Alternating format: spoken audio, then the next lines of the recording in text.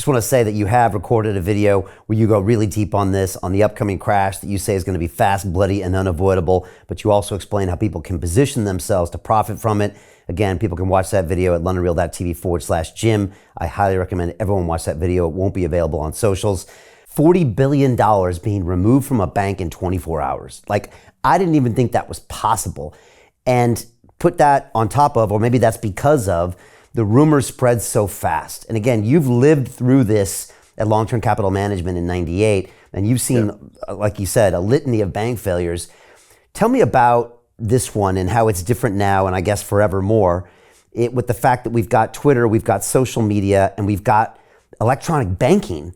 I actually still am flabbergasted that people like Peter Thiel could take out billions kind of online. I remember famously, Jim, when the mortgage crisis happened here, I wanted to get my money out of NatWest. And funny enough, when I called them, they wouldn't let me do it on the phone. They said, you have to come into a branch. And I said, oh, I see what you're doing. You're trying to stop a bank run.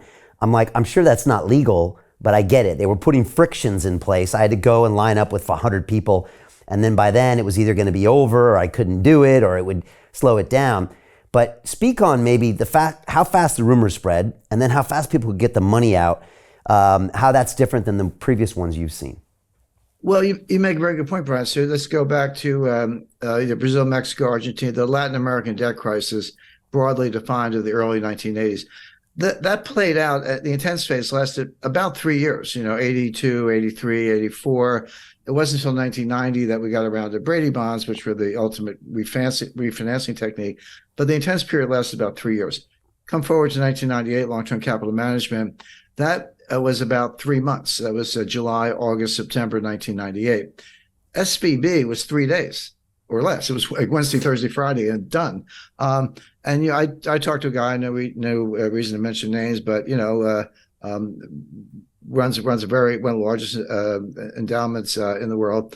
And he said, Jim, we moved. We were moving $8 billion out of Silicon Valley Bank, and we got the wire transfer request in, but we didn't know, because you have to close business Thursday. We didn't know until Sunday that the money was going to move. We got a confirmation on Monday. We didn't end up moving the money, but there was about a 48-hour period there from Friday to Sunday when no one knew that the wires hadn't been completed. The recipients didn't have them. It was just in limbo, and it worked out. One of the big crypto promoters, they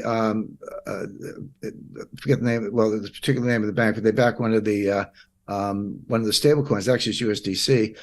Had $3 billion in Silicon Valley Bank, and they talked about all these small entrepreneurs and startups. They got 100 employees and $5 million in working capital, and that money's gone, and they're all going to fail.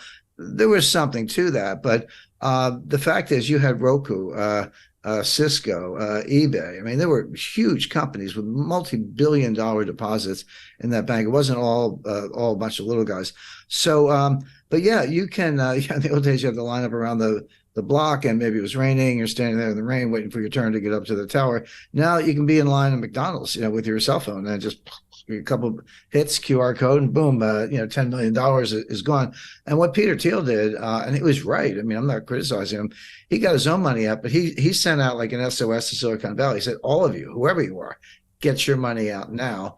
And a lot of people did, and that was that $40 billion. So the time frame is becoming more compressed because of technology. You're exactly right about that, which means that the response function has to be equally compressed, or else you are going to have all the consequences of an honest to goodness global financial crisis. So, and I'm not sure if everyone knows the sequence, but on Friday night, March 10th, the FDIC took over Silicon Valley Bank, and they issued a press release, and they said, here's what we're doing. We're taking over. We're putting it into what's called a receivership.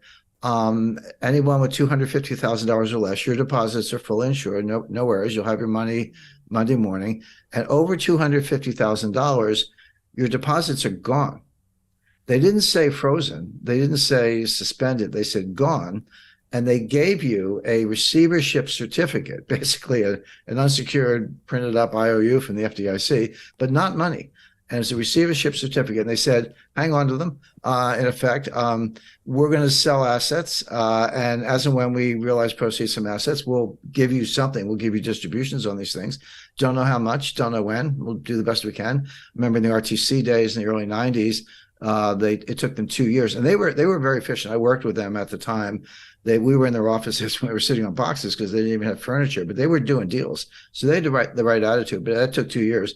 So and that was it. Well, that's when I call the billionaire crybabies came out and forced Bill Ackman, all these guys. Oh, you got to save us, I was like, well, you got to trade on Bill. $5 billion is not enough. But anyway, they pounded on the White House all weekend. Now here's something that very few people say, almost nobody knew at the time except the management, although they seem to be asleep at the switch.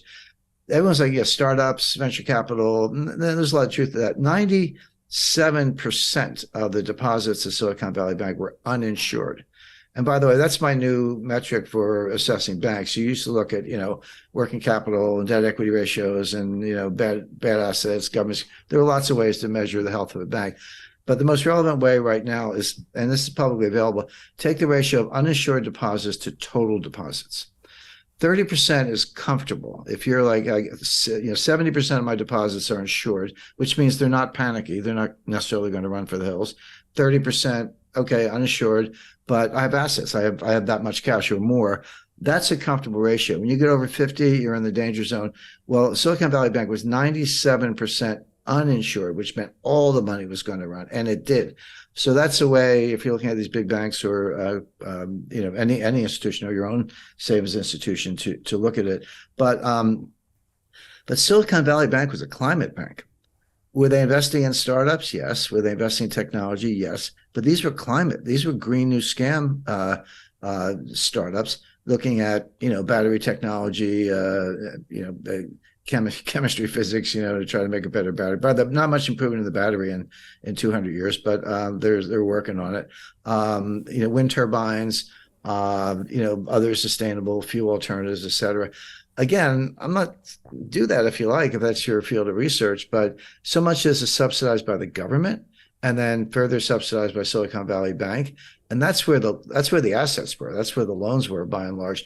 And so the White House is getting hammered, not only because of entrepreneurs, job losses, and by the way, we are in an election cycle here in the United States, but from the greenies who are extremely powerful. So that was Friday night. So Saturday, everyone's crying to the White House. Sunday night is 6 o'clock. By the way, mark that on your calendar. Sunday, 6 p.m. is when they tell you what they're going to do. 6 p.m. Sunday, November 12th, they came out on, March 12th, they came out on Silicon Valley Bank. The following week, 19th, that was Credit Suisse. And then the week after that was something else. But they always announce the collapse on Friday and they announce the relief on Sunday. So they have the weekend to work on it. But you got to be careful about 3-day weekends.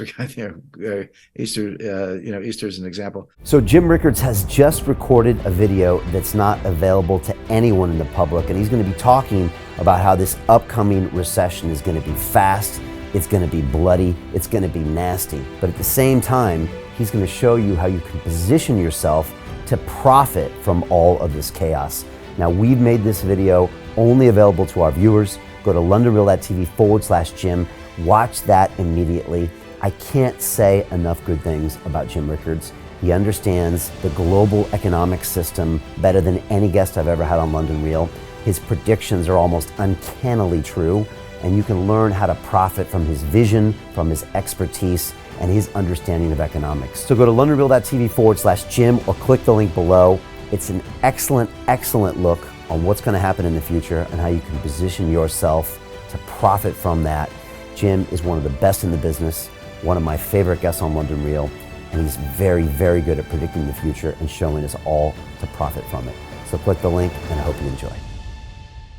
Hey, it's Brian Rose, founder of the DeFi Academy. I've told you my 4-week crypto bootcamp is amazing, but don't take my word for it. This is what my students are saying. The DeFi Academy was an amazing experience for me. It took me totally out of my comfort zone. In this course, I was challenged, I was held accountable, and pushed to do things that honestly weren't always easy. It's been phenomenal, and I can't believe we're already up on our 4 weeks. It has flown by. Going through this DeFi accelerator, by far was one of the best courses I've taken. You do this course, you really get into the nitty-gritty of the activities that will make you comfortable with decentralized finance.